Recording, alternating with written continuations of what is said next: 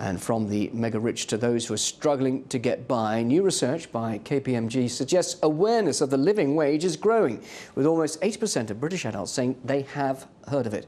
A quarter of respondents to the study believe that helping working households stay above the poverty line would be the biggest issue for the next government. Our reporter Laura Burden-Manley has been finding out about those living on Britain's lowest salaries.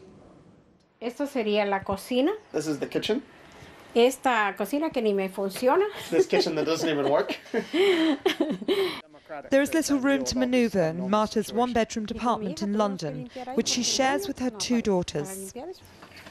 Esta habitación que he tenido que comprar otra cama que se infla. I had to buy an inflatable mattress. En una cama no cabemos las tres. So that my other daughter could sleep, because there's not a single bed that could take the three of us. Contracted to two cleaning jobs, a few months ago Marta could barely afford rent. No, tampoco si uno tuviera varios trabajos en esa misma situación de pago, tal vez sí. Pero ahorita como estoy yo, ya que es poco lo que sí se nota, pero no es mucho.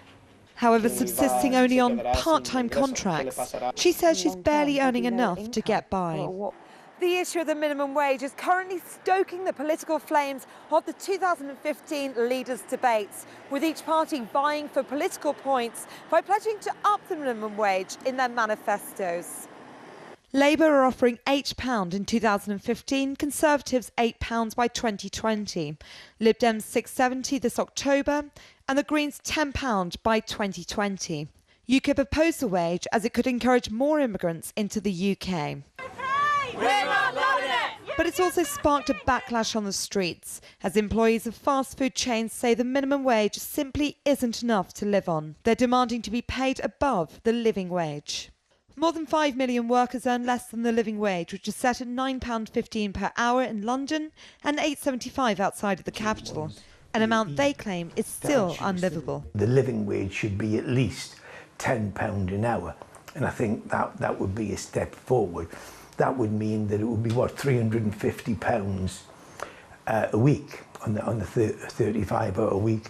The Institute of Economic Affairs, who often advised the previous coalition government, believe that pay should be based on productivity rather than be regulated at a set amount. Well, we can't really force the company to put their wages up. The company will say, well, I'm not going to pay £10 an hour for somebody who I think is only worth £5 an hour.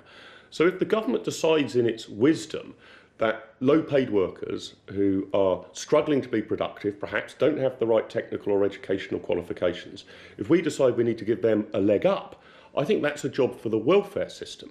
In the north of England, full-time worker Jack explains the working situation is dire. He's barely paid above the minimum wage in his communications job, and his salary is unlikely to be raised in the foreseeable future. I don't think I have a great future. I don't feel that secure in the work. You know, I'm 25, but even though it feels young to say it, like I couldn't have kids now because there's just not enough money. With 4 out of 5 jobs in sectors averaging below 17,000 and a chasm between workers' and bosses' pay that has trebled in 20 years, it may take more than the politicians' slight raise on the minimum wage to reduce income inequality and give workers such as Marta and Jack a sure way out of poverty. Laura Burden-Manley, RT, London.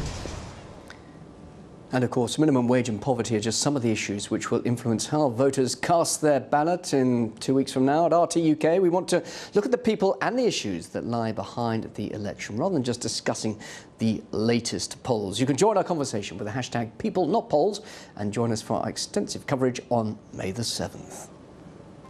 Well, we've already had the first Snap opinion poll. Look at how these seats would pan out. While the mainstream media counts the seats, we focus on the people. Join me, Bill Dodd. And me, Polly Boyko, live from London on the 7th of May for RT's comprehensive general election coverage. We'll be unpicking the policies and talking about the issues that really matter. Get your numbers from the mainstream media. Get your facts from RT.